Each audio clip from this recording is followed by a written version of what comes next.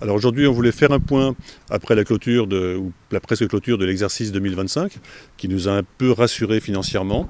Et donc on voulait communiquer sur la santé et la vie du village de La Vergne, qui est toujours vivant, qui se porte mieux qu'on l'espérait, même si c'est pas toujours pas aussi comment dire, mirobolant ou magnifique qu'on l'aimerait.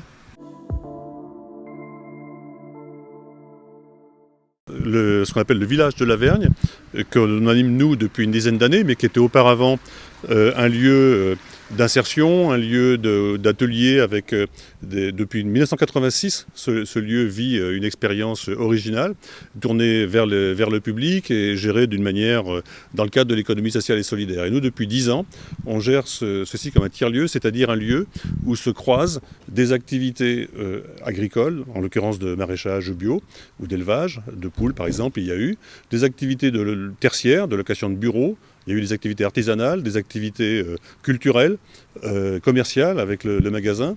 L'idée étant que les publics se croisent, découvrent une activité en venant pour une autre activité, pour en faire un lieu qui soit un lieu d'échange, un lieu de partage et aussi un lieu pédagogique, puisqu'une de nos motivations, c'est aussi de travailler sur le bien manger, avec le bio, les légumes de saison et plutôt local. Où il y a des discussions en cours. Bon, évidemment, je ne pourrais pas trop vous en dire le contenu, mais il y a des gens intéressés pour continuer l'activité, éventuellement sous une autre forme, ou bien continuer sous cette forme-là avec des activités différentes. Mais dans nos rêves, on aimerait, nous, que le site continue à être ce pourquoi on s'est battu, c'est-à-dire un lieu ouvert, un lieu innovant, un lieu dans lequel se croisent d'autres publics. Simplement, nous, on a un peu, comment dire, fait le tour de notre public. Il faudrait qu'il s'ouvre à d'autres publics. C'est pour ça qu'on aime bien dire qu'il faudrait d'autres bénévoles, d'autres projets. Et ça, c'est vraiment ce qu'on souhaiterait, c'est trouver des repreneurs qui soient un peu dans le même état d'esprit.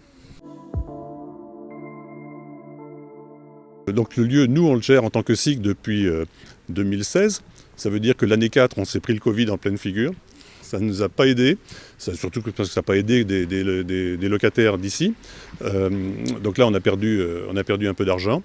Et puis, on n'a pas réussi, on n'a pas su s'ouvrir peut-être plus largement à d'autres publics, à d'autres générations. C'est pour ça qu'il faut absolument dans le côté transmission, on puisse passer le relais à d'autres. La totalité du site était estimée à 450 000 €.